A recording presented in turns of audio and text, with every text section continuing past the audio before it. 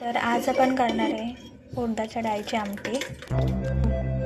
त्यासाठी साहित्य लागणार आहे लसूण, थोडे जिरे, थोडी कोथिंबीर। त्यासाठी थोडीशी डाळ अशी बारीक करून घेऊ।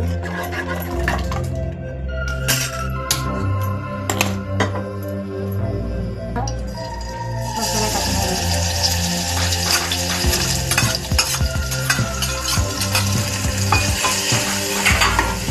टाकणार आहे 1 चमचा हळदी मसाला,